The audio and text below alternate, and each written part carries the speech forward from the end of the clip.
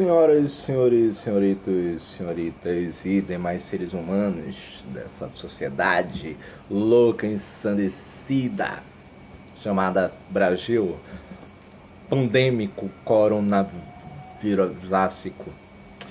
Sala direcionada para os alunos do sexto ano, Colégio Alfines Freire, a disciplina História, e a gente vai dar continuidade ali ao capítulo 16 sobre o Império Romano.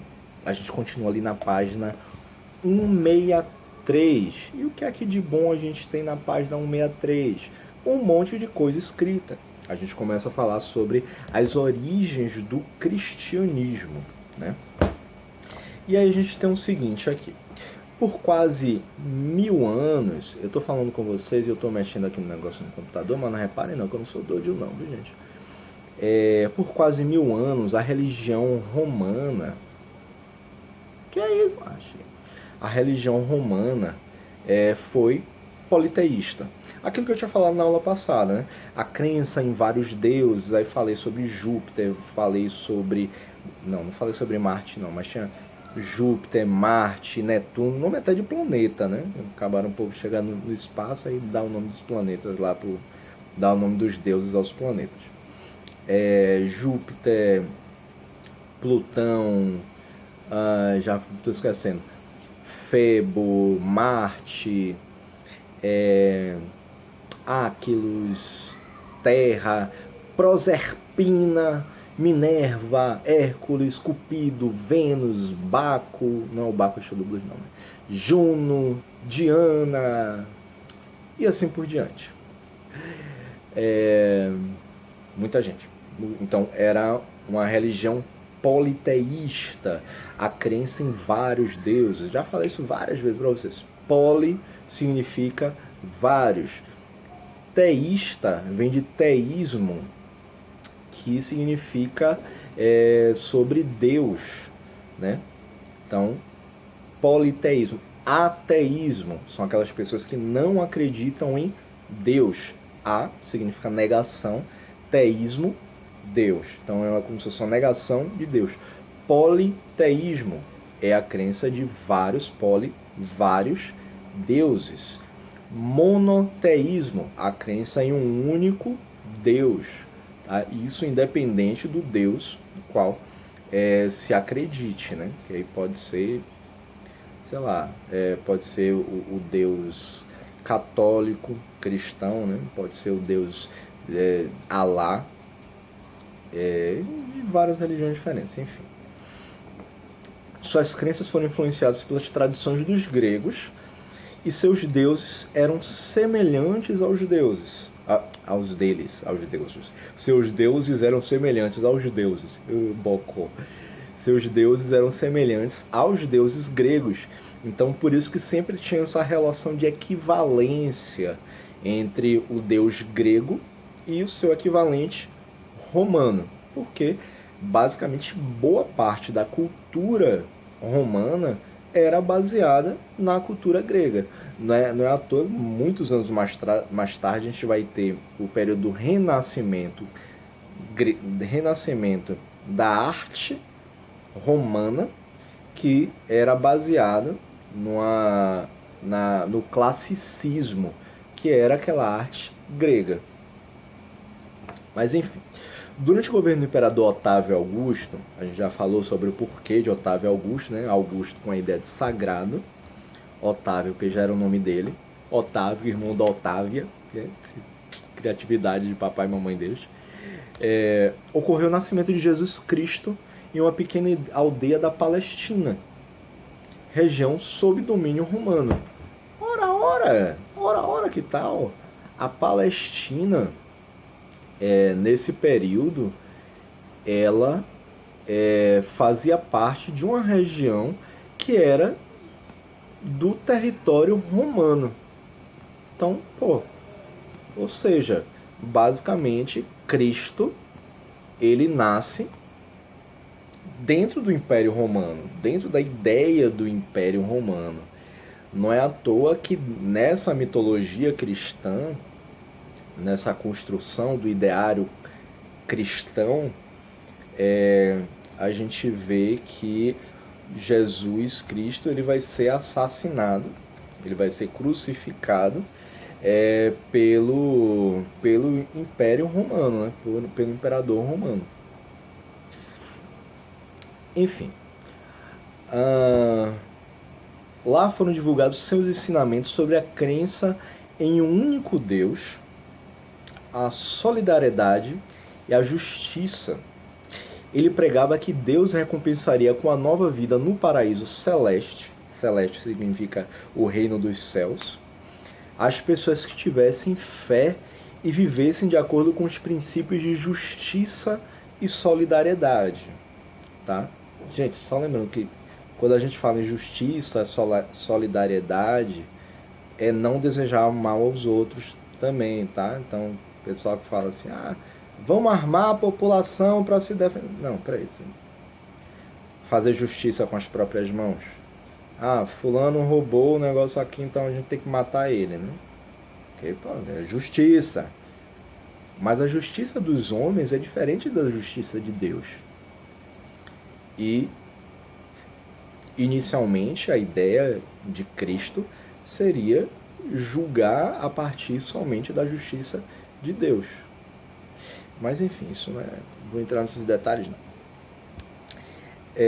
Formava-se, então, uma nova religião, que era o cristianismo. Cristianismo que vem de Cristo, né? As ideias cristãs criticavam o abuso de poder por parte dos governantes. Vamos fazer comparação com o governo atual em relação a isso? Não, melhor não, né? Melhor não. Porque abuso de poder, as rachadinhas por aí e tal. Mas enfim. Elas foram atraindo muitos seguidores espalhados pelo Império, sobretudo os escravos, que era aquela população que mais sofria de injustiças. Plebeus desempregados, pessoas pobres dos campos, os camponeses, e das cidades também. O cristianismo era considerado então uma ameaça à autoridade dos imperadores, e por quase 3 séculos o governo romano não permitiu que fosse praticado no império. Que onda é isso, né? Nesse período, as cerimônias religiosas cristãs eram realizadas em segredo nos subterrâneos de Roma, conhecidas como catacumbas. Quem fosse descoberto naqueles esconderijos eram condenados à morte, geralmente enfrentando leões nos espetáculos públicos. Então, se hoje em dia a gente de vez em quando ouve falar sobre cristofobia, que seria a fobia, um medo, a repulsa a pessoas que acreditam em Cristo, que seguem as palavras de Cristo, aqui, nesse período do surgimento do cristianismo, era quando realmente existia a cristofobia. Hoje em dia não existe, é loucura de quem chega e defende isso, de porque os cristãos estão sendo perseguidos. Gente, mais de 60% da população é católica. Católico é cristão. Mais de em torno de 25%, 28%, não lembro bem, da população no Brasil, falando no Brasil, é evangélica, que também são cristãos. Só aí a gente tem entre 85% e 90% da população brasileira sendo cristã. Essa galera, 90% da população sofre perseguição. Se eles são maioria, uma maioria absoluta. Entre esses 10% que sobraram, você vai ter umbandistas, candomblecistas, espíritas, budistas, ateus, agnósticos, e assim por diante, outras religiões também. E aí você fala que no Brasil existe cristofobia. Não. Você pode dizer que eu mesmo tenho repulsa, tenho não ódio, né? Porque eu não odeio ninguém. Mas eu acho um absurdo alguém tomar uma decisão que vai afetar milhões de pessoas se baseando numa ideia de uma só religião, sendo que a gente tem outras pessoas de pensamentos mais variados possíveis. Mas justificar algo porque está escrito na Bíblia que a pessoa não pode, sei lá, que não pode, um homem não pode se deitar com outro homem. Pronto, o homossexualismo, né? A homossexualidade. Tipo, mas espera aí, Deus não defende o amor, independente de quem quer que seja? Tipo, as pessoas estão se amando. Aí você, que não tem nada a ver com aquele relacionamento entre aqueles dois homens ali, vai chegar assim, está errado, e não sei o quê. Gente, aqui essas duas pessoas juntas estão celebrando o amor, e essa pessoa que está aqui se dizendo defensor das ideias de Cristo está pregando o ódio contra o amor daquelas duas pessoas.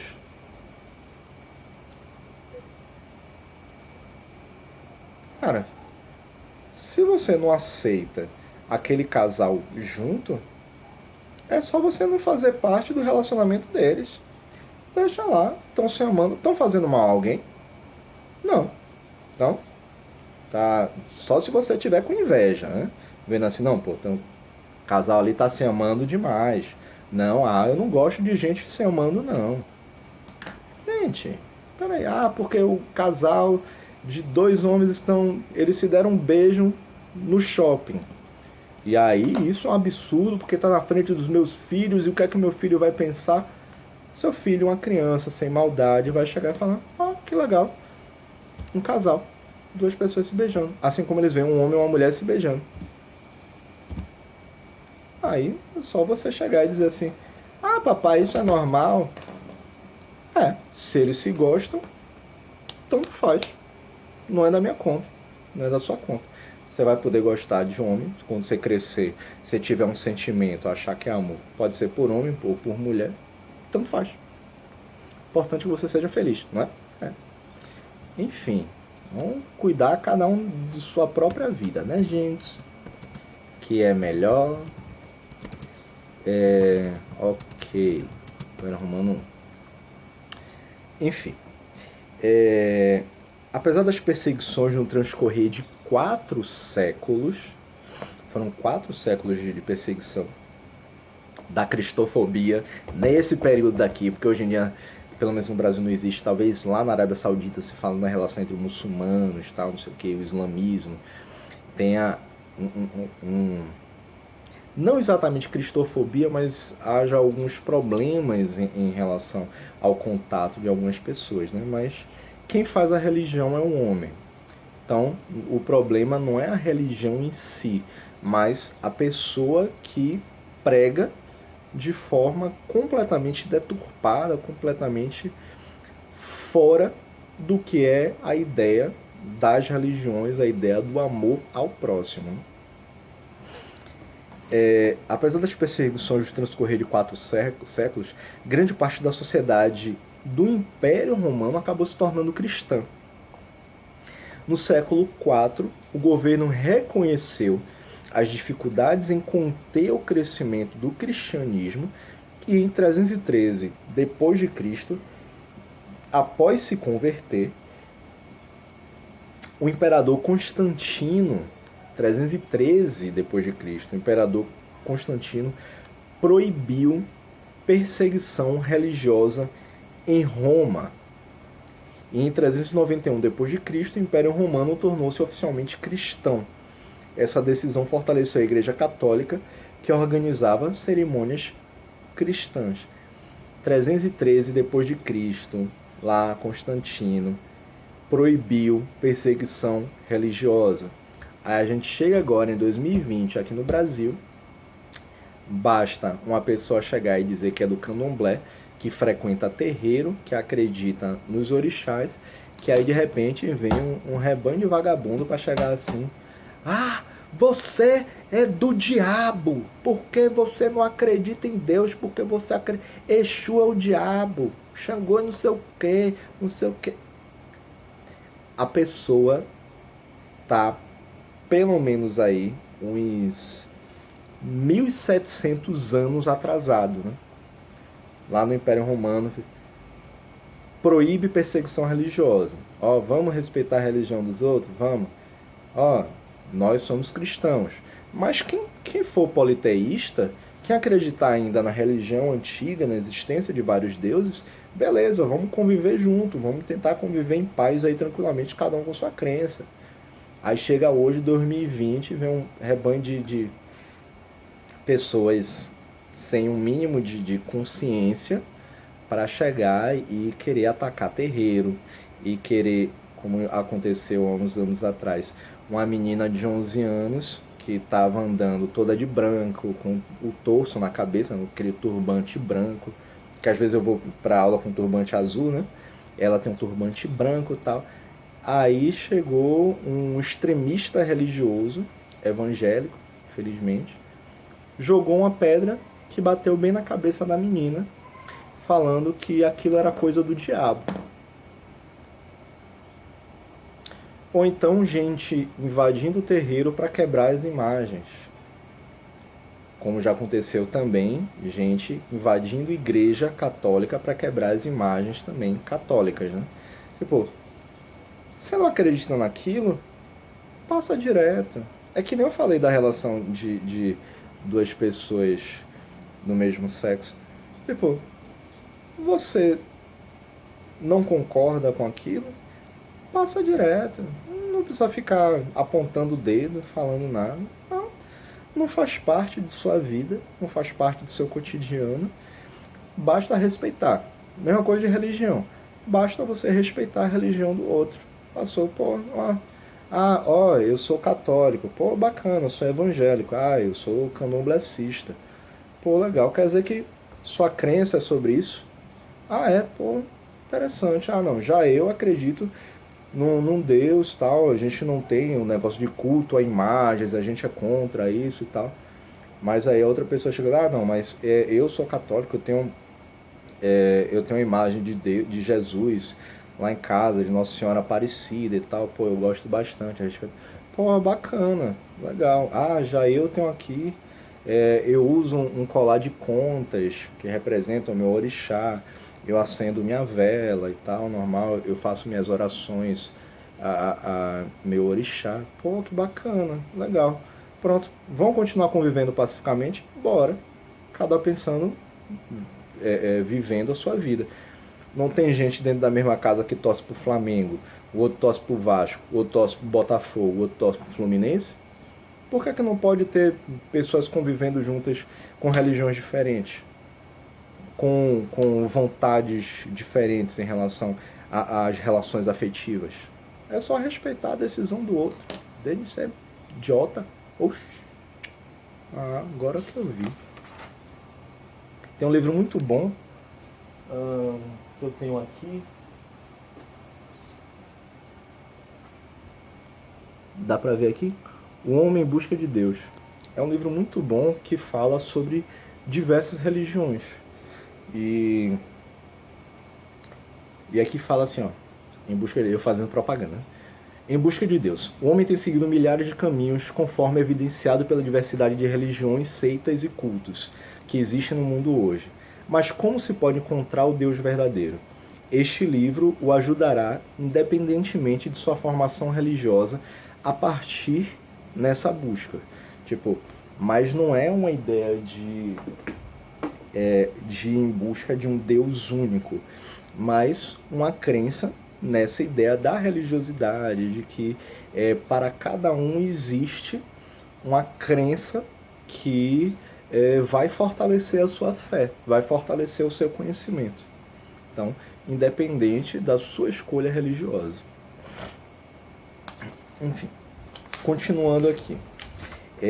A partir do século III d.C., iniciou-se um lento e longo período de crise no Império Romano. Os imperadores encontravam dificuldades cada vez maiores para vigiar cidades, para vigiar fronteiras, cobrar impostos e impedir rebeliões, aquilo que a gente falou, né? O Império Romano cresceu tanto, mas tanto, que começaram a ter dificuldade de ter soldados suficientes, gente suficiente, para poder tomar conta de todo aquele território, né?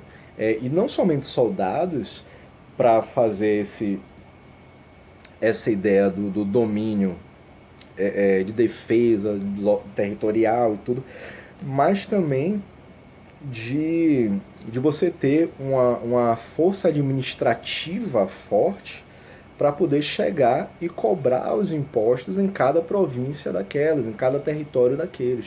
Porque você precisa ter um fortalecimento político administrativo descentralizado que alcance todos esses locais. E isso estava gerando cada vez mais dificuldade, porque o Império Romano estava cada vez crescendo mais, né? Além disso, muitos funcionários do governo usavam dinheiro público para enriquecimento próprio. Rebanho corrupto. Ó, o pessoal fazendo rachadinha lá na casa dele, os bolsonaros. Essa corrupção trazia mais um problema: a falta de investimento no exército. Já que o funcionário público chegava e ia colher os impostos, só que ele tirava a parte dele, ele tirava um dinheirinho dali, então ele mandava menos dinheiro lá para o império, para o poder central, para o imperador. Consequentemente, ele com menos dinheiro acabava investindo cada vez menos no exército. E era o exército quem fazia a defesa de todo o território. Olha que dificuldade estava gerando aí. Então, a falta de investimento do exército, pois o governo não tinha como pagar salário, contratar novos soldados, nem equipar o exército. Os problemas no Império foram agravados pela crise do escravismo. A diminuição das conquistas territoriais esgotou a principal fonte de escravos, a guerra. Chegou um determinado momento que o Império Romano cresceu tanto que, não tinha mais para onde eles irem. Não tinha mais território para eles irem em busca para conquistar. Então, não tinha mais prisioneiros de guerra para fazer. Não tinha mais escravos para eles terem para trabalhar para o governo, né? Para arrecadar cada vez mais impostos. Cada vez mais escassa, a mão de obra foi tornando-se mais cara. Os maus tratos e a vida precária de parte dos escravos provocavam a morte precoce de muitos deles. Eles acabavam sendo cada vez mais explorados. Que eu tinha falado mais cedo, trabalhavam de 8 às 20. Só que aí, eles precisavam ser explorados cada vez mais, porque diminuía a quantidade de escravos, mas continuava tendo muito trabalho para se fazer. Então, ao invés de ficar de 8 às 20, com a pausa de 2 horas para almoço, eles começaram a trabalhar de 6 até 11 horas da noite. Ao invés de 2 horas de almoço, eles só podiam parar durante meia hora. Então, ficavam estafados, ficavam muito cansados, ficavam doentes mais fácil, morriam mais cedo. Ele fala, esses maus tratos e a vida precária aos escravos provocava cada vez mais uma morte precoce deles, uma morte cada vez mais prematura, mais cedo. Proprietários de terras, comerciantes e artesãos não tinham dinheiro para repor os escravos que morriam. Eles não podiam contratar gente, porque eles iam diminuir a própria riqueza deles, né? Rebanho burguês safado. A crise do escravismo provocou diminuição nas produções agrícolas, artesanal e mineradora. Os principais trabalhadores dessas 3 frentes, produção agrícola, né, das fazendas e tal, artesanato e a mineração, cada vez menos escravos trabalhando nesses locais, consequentemente, eles colhiam e produziam menos. Então, isso gerava o desabastecimento das cidades e também do próprio comércio. Então, aquele prejudicava essa atividade comercial porque você tinha menos coisa para poder vender. Consequentemente, menos dinheiro também para poder reinvestir na sua produção e também para poder comprar as coisas, investir na cidade, no caso do governo, construir pontes, estradas, pagar os soldados e tal, auxiliar na defesa dos territórios e assim por diante. A queda na produção provocou aumento no preço das mercadorias, gerando uma inflação descontrolada. Então, se você produz menos, você vai ter mais gente procurando. Consequentemente, lei do mercado. Você vai aumentar esse preço para poder continuar com sua margem de lucro alta. Aí a galera que defende governo liberal, ó, porque o mercado se autorregula, o mercado vai por conta própria estabelecer seus preços. Aí, ó, a importância de um governo forte que tente pelo menos buscar manter um certo equilíbrio ali do mercado para que eles não aumentem o preço absurdamente. Tipo, o que aconteceu com o aumento do preço do arroz agora, esse ano, o aumento do preço da soja, do leite, que eles continuam produzindo bastante. Só que, se você não tem um governo forte o suficiente para regular esse mercado e manter a preços competitivos, o mercado vai jogar o valor lá em cima, ainda mais com o dólar tão alto do jeito que está. Aí eles vão preferir o quê? Vão vender para fora do que vender aqui internamente, já que o governo não regula esse preço. Ou então, como de vez em quando a gente ouve falar, que aí já há muitos anos isso ocorre, quando a produção de tomate é muito grande, qual é a forma deles regularem esse preço? Olha o mercado de novo aí. Eles jogam fora muitos tomates. Por quê? Porque assim chega menos tomate nos mercados. Absurdo, né? Mas, infelizmente, a ideia da autorregulação no mercado, a ideia do liberalismo econômico vai funcionar dessa forma. Só que é uma conversa para a gente ter daqui a alguns anos sobre isso. Então, nesse período também os grupos sociais mais ricos enfrentaram dificuldades financeiras, né? A crise foi mais grave em Roma e nas províncias ocidentais do Império. Na mesma época, as províncias do Oriente não dependiam unicamente do trabalho escravo, então acabavam tendo um comércio mais próspero. Essas províncias do Oriente, eles trabalhavam enquanto o Ocidente, enquanto a parte europeia do Império Romano, eles necessitavam muito mais dessa mão de obra escrava. As províncias do Oriente, as cidades que pertenciam ao Oriente, que pertenciam ali ao Egito, por exemplo, na costa nordeste da África, que pertenciam ao Império Romano e tal, ali um pedacinho da Ásia também, que era no Império Romano, eles já não trabalhavam tanto com a ideia da escravidão e tinham uma mão de obra, um trabalho remunerado. Ainda que fosse mal remunerado, mas eles conseguiram manter praticamente o mesmo patamar, a mesma quantidade de trabalhadores ali. Então, eles mantiveram isso, continuaram produzindo e o comércio continuava trabalhando tranquilamente. E aí a gente entra nas tentativas de solução. Muitas mudanças foram feitas para solucionar a crise. No ano de 395 d.C., o imperador Teodósio dividiu o império na parte ocidental com a capital em Roma e na parte oriental com a capital em Constantinopla.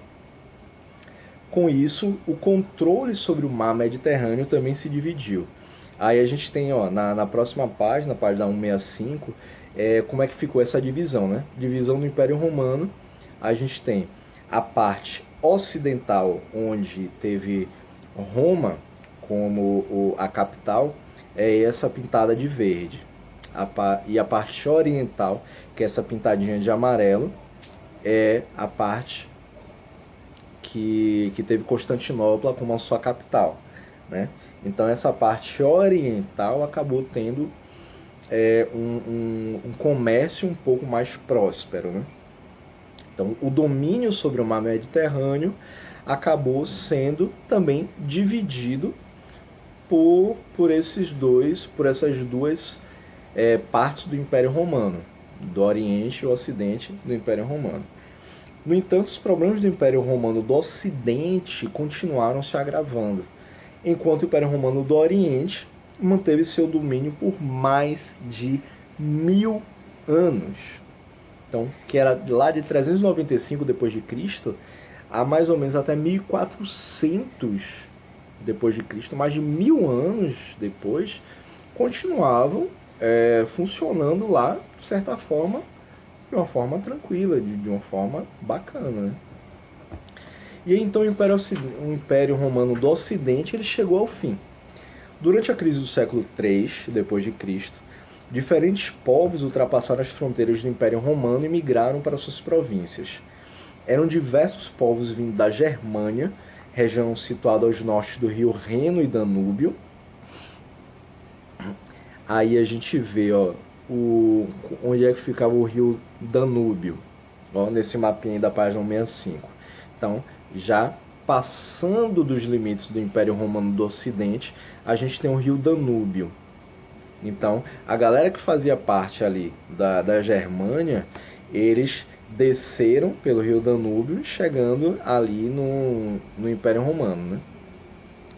Chamado-se um conjunto de povos germânicos, cada um deles tinha sua própria cultura e vivia de forma independente, e provavelmente todos entraram em território romano em busca de melhores condições de vida. As primeiras migrações germânicas ocorreram no século I depois de Cristo.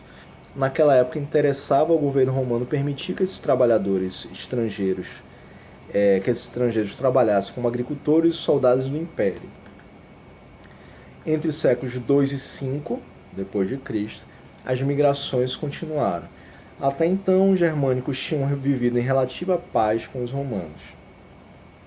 Muitos casamentos ocorreram, as culturas se misturaram, os povos assimilaram várias tradições e costumes uns dos outros.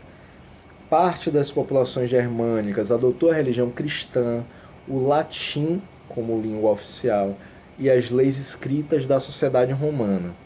No entanto, a sociedade romana manifestava relativo desprezo pelos costumes germânicos, tradições e cultura também de seus povos, a quem eles se referiam como bárbaros. Então, os romanos se achavam os bambambãs, então quando os germânicos chegavam com um jeito que eles enxergavam como um jeito mais bruto, eles tinham uma certa repulsa, falavam assim, não, meu irmão, porque olha o rebanho de europeu safado de novo, pensa assim que eles são os melhores do mundo. Aí os habitantes do Império Romano achavam que os germânicos eram todos glutões, eram todos bárbaros, selvagens, porque não conheciam esse desenvolvimento que as cidades, as províncias do Império Romano já tinham. Então, não é à toa que os germânicos eles buscavam uma melhoria de vida a partir dessas migrações para dentro das províncias que faziam parte do Império Romano, né? Naquela época, então, diminuía a população urbana no Império Romano do Ocidente, do lado esquerdo. As cidades foram abandonadas devido ao desemprego, à falta de produtos e à inflação. Grande parte da população pobre procurou trabalho nas grandes propriedades rurais. Em 476 d.C., a cidade de Roma foi saqueada e praticamente destruída pelos Érulos. E a visão de que a queda de Roma foi causada por invasões germânicas está ultrapassada. Não foi porque os germânicos chegaram até o Império Romano que as coisas começaram a desandar. Não, foi falta de gestão mesmo, né? Atualmente, indícios mostram que muitos elementos contribuíram para o fim do Império, entre eles a crise da economia escravista e o alto custo da manutenção das imensas fronteiras e a crescente desigualdade social. A gente vê aí que muito aconteceu por conta desse processo da escravidão, né? Que a escravidão, como o Império Romano, ele não tinha mais para onde crescer, basicamente ali na região do Ocidente, principalmente, né? Eles não tinham mais de onde buscar escravos.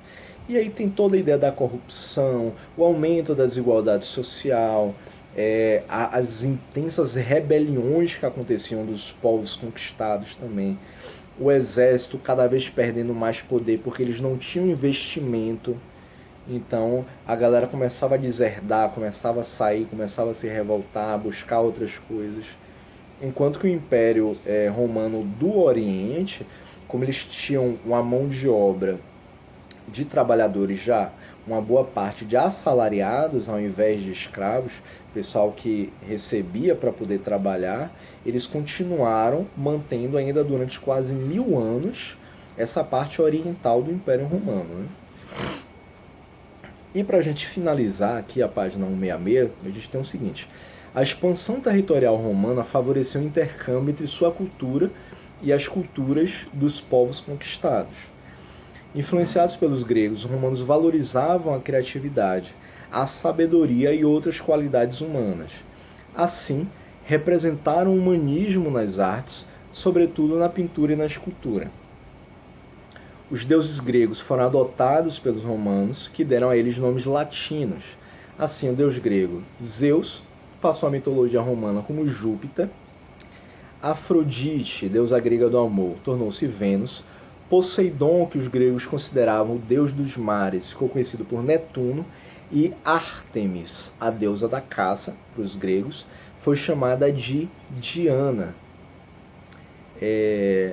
Para quem já assistiu Caverna do Dragão, que é um desenho bem antigo, a menina que é a caçadora, né?